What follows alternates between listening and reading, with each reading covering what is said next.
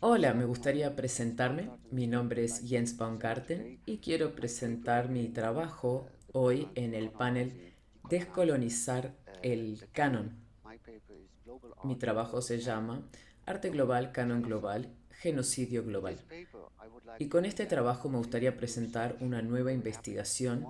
Estoy muy contento, honrado, pero también ansioso de mostrar este trabajo que estoy llevando a cabo. Discute a través de un proceso histórico la cuestión sobre la combinación del canon con una propuesta de enfoque teórico que se originó más bien en el contexto de los discursos relacionados con el debate sobre lo post y lo decolonial, de las ciencias sociales y los estudios culturales literarios.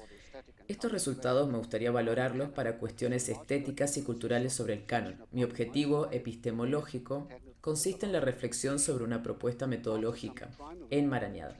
Después de algunas reflexiones primarias, este trabajo pretende mostrar tres aspectos sobre la creación de diferentes cánones. En los dos últimos aspectos, me gustaría mostrar dos aspectos historiográficos y teóricos actualmente discutidos para el debate sobre el canon. En el desarrollo de la construcción de un canon debería introducirse la cuestión del genocidio en contextos coloniales y cuál podría ser el impacto para los procesos estéticos y el debate del canon. Estos resultados podrían incluirse mediante una aproximación a las teorías post y decoloniales procedentes de los estudios culturales, literarios y de las ciencias sociales, en mi caso ejemplificadas en la teoría de Schussler-Fiorenza y su concepto de Kiriakat, y cómo esto puede ayudar para nuestro tema principal, cuestionar el canon. Soy consciente de los diversos problemas teóricos, empezando por las diferencias entre el discurso postcolonial y el decolonial, o el uso de teorías ajenas a la historia del arte para los análisis estéticos y artísticos, especialmente en la presentación de 20 minutos, pero espero estimular el debate presentando nuevos enfoques que puedan ayudarnos a deconstruir la creación de un canon. Bueno, y ahora hablaré de un canon universalista occidental a un canon nacional nacionalista.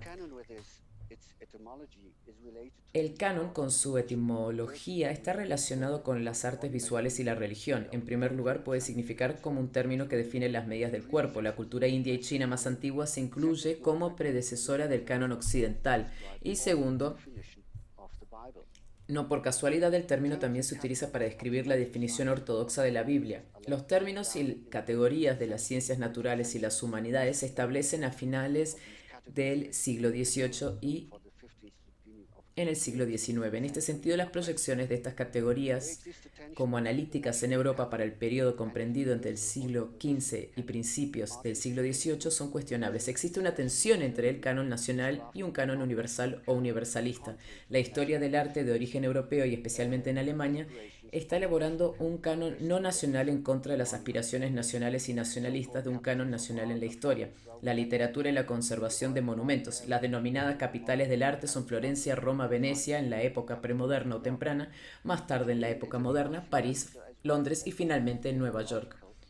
Alemania e Italia se encuentran en competencia teórica y teleológica en lo que respecta al arte alemán o italiano. Esto se refleja en los debates teóricos en la medida en que la historia del arte en lengua italiana se orienta hacia cuestiones de datación y atribución, mientras que el arte en lengua alemana adopta una postura, digamos, una postura universalista en el siglo XX. Curiosamente, ambos países no se convirtieron en potencias coloniales hasta finales del siglo XIX. Estos discursos apenas se reflejan en las respectivas historiografías de estos temas. La modernidad no solo representa una cuestión de formalismo, sino que significa a Occidente como superior. El modernismo del sur puede verse como una modernidad colonial tardía, como afirma Regina Goquete.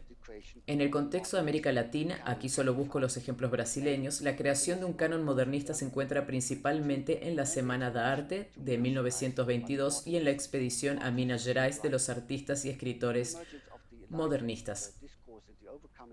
Con la aparición del discurso ilustrado y la superación de lo primitivo en la cultura europea, lo llamado primitivo también está siendo exterminado en otras culturas. Estos paradigmas son adoptados especialmente por las élites de América del Norte y América Latina.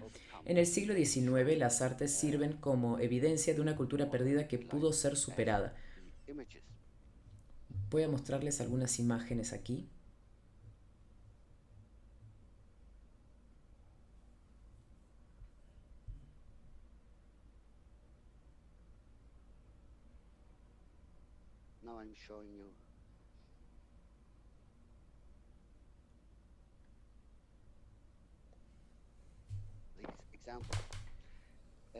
Basta con indicar los cuadros de Víctor Meireles, Moema y Ángel de la Valle, El retorno del Malón. Mientras de la Valle muestra el carácter salvaje del indígena, Meireles subraya la ruina, la extinción del mal salvaje y la inclusión del buen salvaje, que también significa su desaparición y extinción. También es posible para el canon contemporáneo y cómo está funcionando el intento de inclusión de las artes no hegemónicas. Solo se aceptan aquellas que pueden ser integradas, pero mediante el otrismo se pretende incluirlas y de nuevo, por tanto, extinguir su cultura, comunidad, sociedad e identidad. Más tarde, la ocupación nazi quiso crear en Praga un museo de la cultura perdida del judaísmo, entre comillas. Con el comienzo del siglo XXI es posible observar no solo un crecimiento del interés académico por la investigación transcultural, transregional y transhistórica, y hasta el momento la creación de un nuevo canon, sino también la transformación de la colección permanente del Museo Nacional de Arte Moderno y aún más la creación de nuevos museos como por ejemplo el Louvre de Abu Dhabi, el Guggenheim aún no terminado, así como el Museo de Arte Moderno de Qatar. Todos estos esfuerzos parecen crear un canon bastante nuevo e inocente. La última inauguración tuvo lugar en Berlín con el muy discutido Foro Humboldt. Por desgracia, no tengo tiempo, como les dije antes, ¿no? Bueno, voy a mencionar entonces solo la creación de un canon universalista en el Museo de Quai Branly. Aquí podemos ver por dentro el Louvre Transcultural de Abu Dhabi, que pueden ver aquí, en contraste con el Museo Nacional de Arte Árabe de Qatar. Y por último, el Foro Humboldt. Y aquí pueden ver las colecciones. Son transculturales, como pueden ver. Y aquí, bueno, de vuelta tenemos el Foro Humboldt por fuera, que en sus primeros planes se relaciona con el Wunderkammer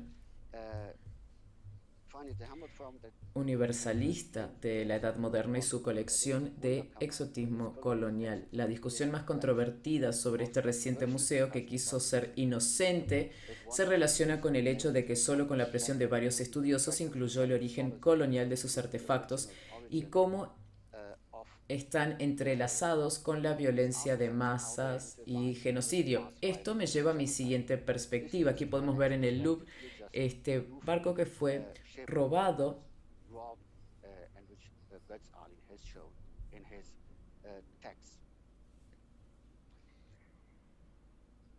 Bueno, estoy llegando a mi tercer punto, el colonialismo y el nacionalsocialismo, aspectos del genocidio en el colonialismo.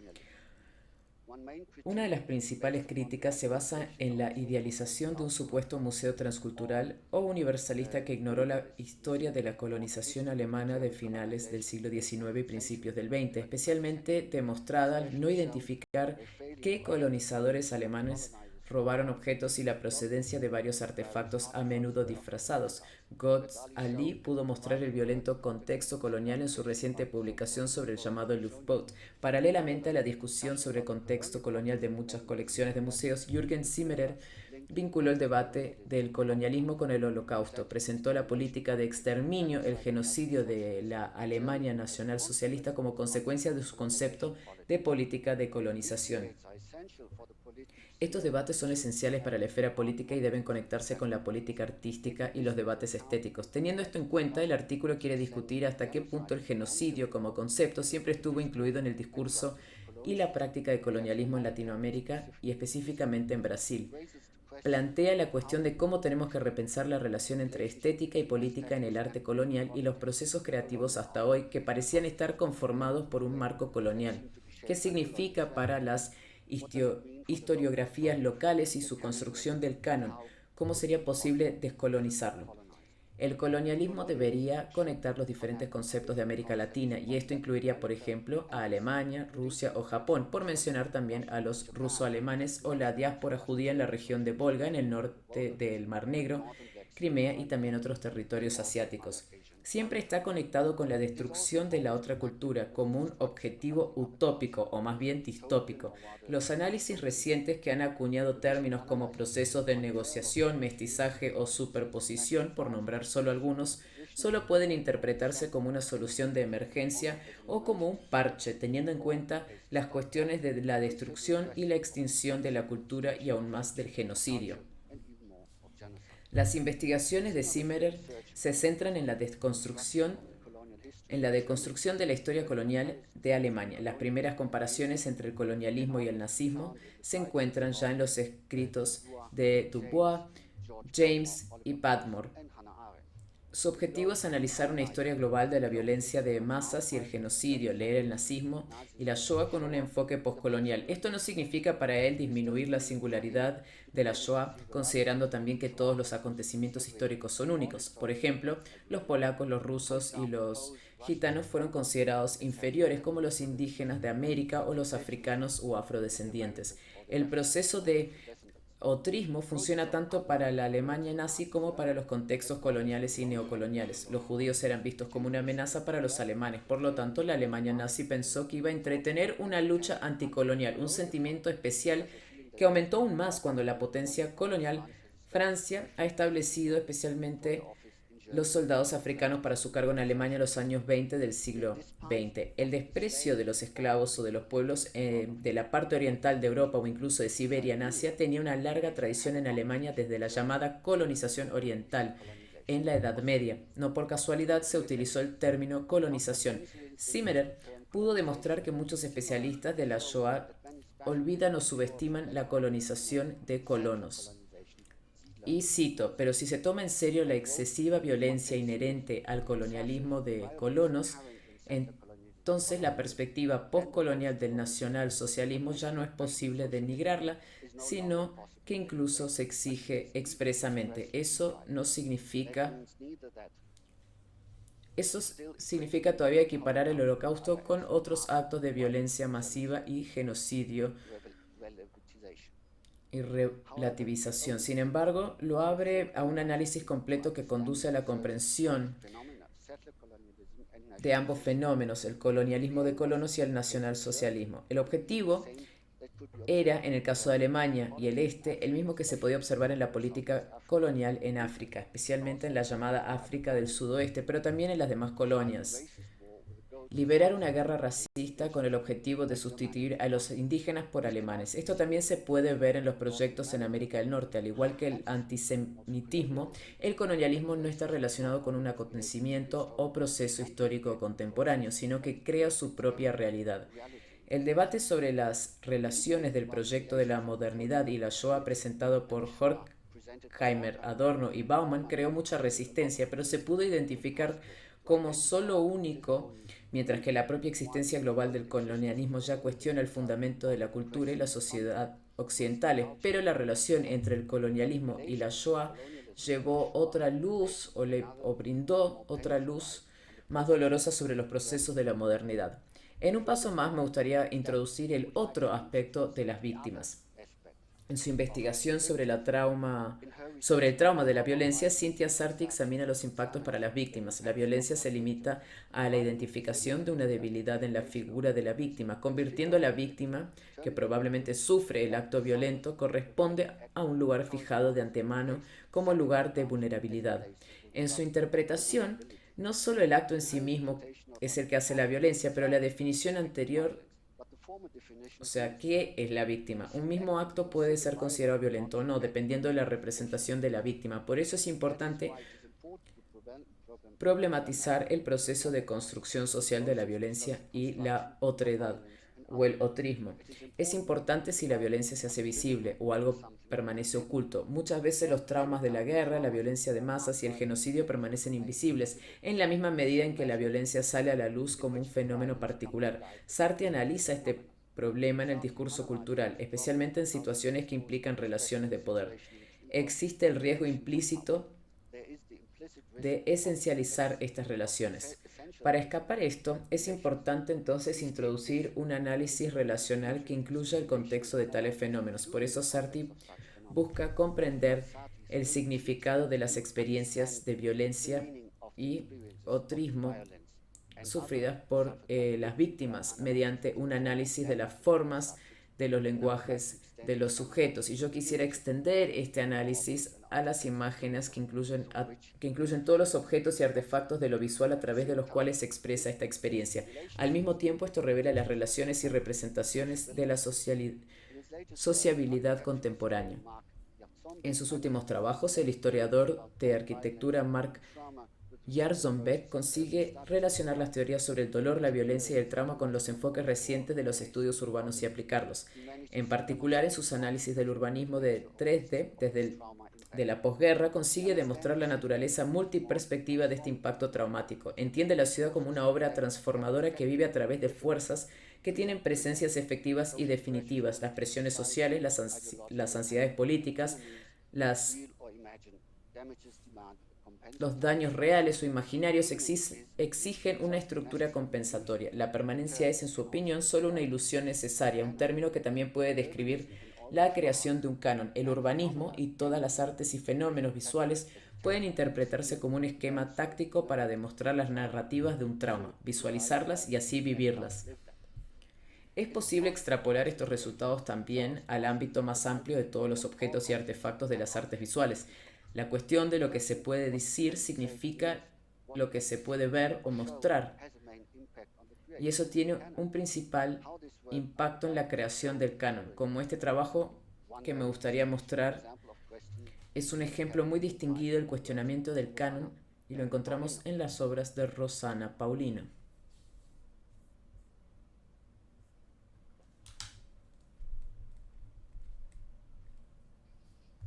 Solo muestro dos ejemplos: Atlántico Vermelho, que podemos ver aquí, y Asentamientos, que pueden ver aquí. Desgraciadamente no tengo tiempo para hablar de estas obras, pero en la última perspectiva de Kiriakat mostraré cómo se crean los privilegios y por tanto se construye un canon, y cómo funciona la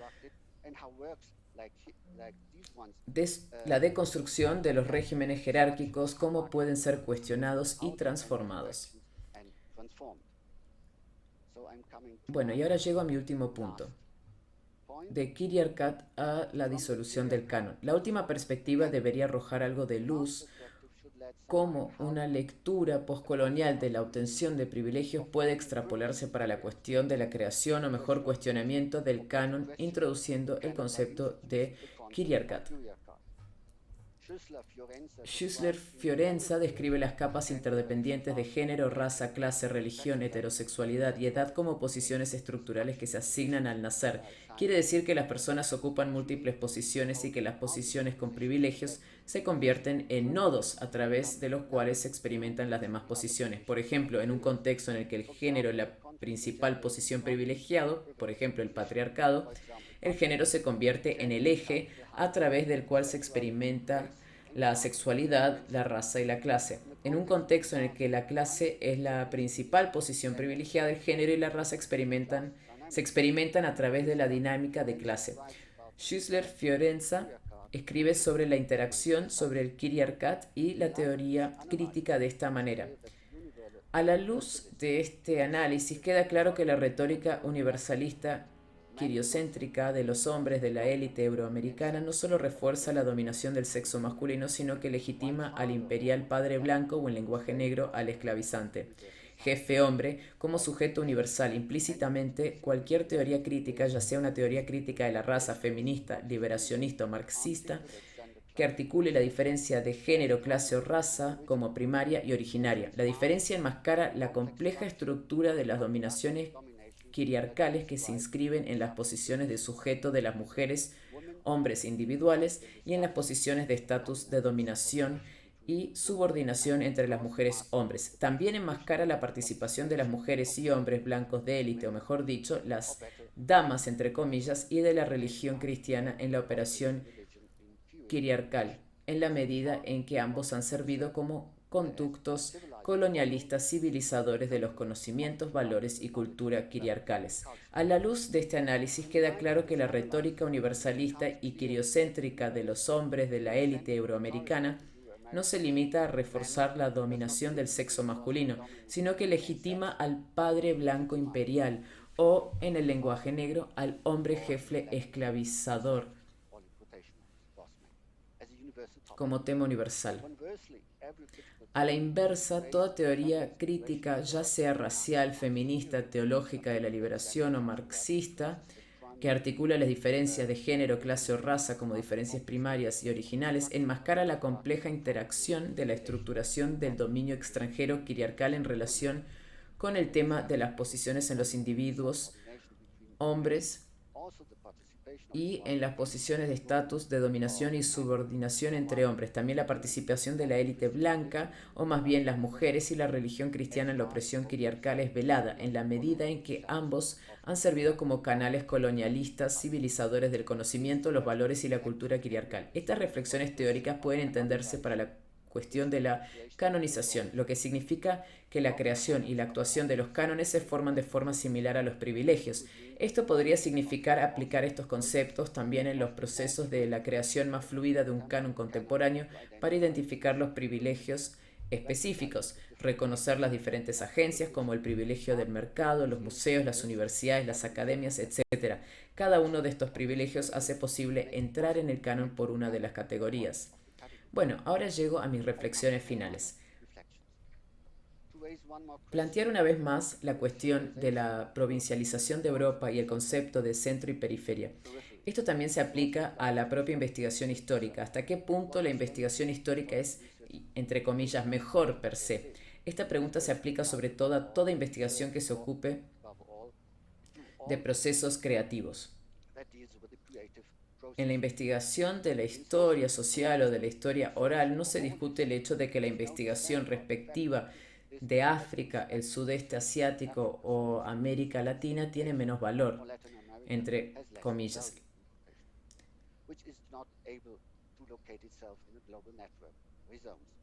En cambio, la investigación histórica que se ocupa de los procesos creativos aprecia secretamente sus adscripciones de valor. Así, lo que ha ayudado a la estética, a la literatura y sobre todo a la historia del arte a no describir un fundamento identitario puramente nacional, conduce ahora a una comprensión reaccionaria de la ciencia.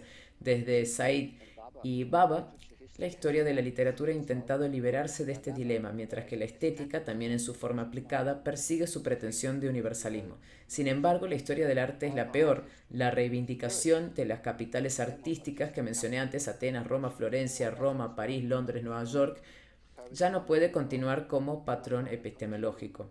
El intento de Warburg de crear un faro para una ciencia casi precolonial tampoco funciona, y los grandes museos han caído como último bastión. Si el Louvre, el Museo Británico, intentaron justificarse a través de la participación de las comunidades locales de la diáspora, el intento del Foro Humboldt como renacimiento de un nuevo posthumanismo ilustrado en Alemania a través de la revalorización del nacionalsocialismo fracasó por completo.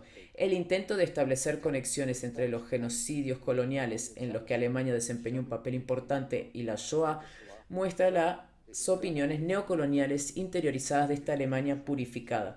En la imagen de espejo de la Alemania ahora desnazificada, Europa puede ahora elevarse a nuevas alturas universalistas y como aparentemente no hubo que lidiar con el pasado colonial, una nueva Alemania en una nueva Europa puede ahora presentar un nuevo canon al mundo en el Foro Humboldt. Pues bien, como sabemos, no funcionó así, pero la crítica también cayó en las trampas tendidas como el trabajo de Membe. Para las artes contemporáneas, con la reflexión de los enfoques post y decoloniales, es posible percibir la reciente valorización de las artes indígenas en América Latina y más allá, que prueba el giro para visualizar el canon no hegemónico, pero tenemos que ser cautelosos para conmemorarlo sin cuestionar.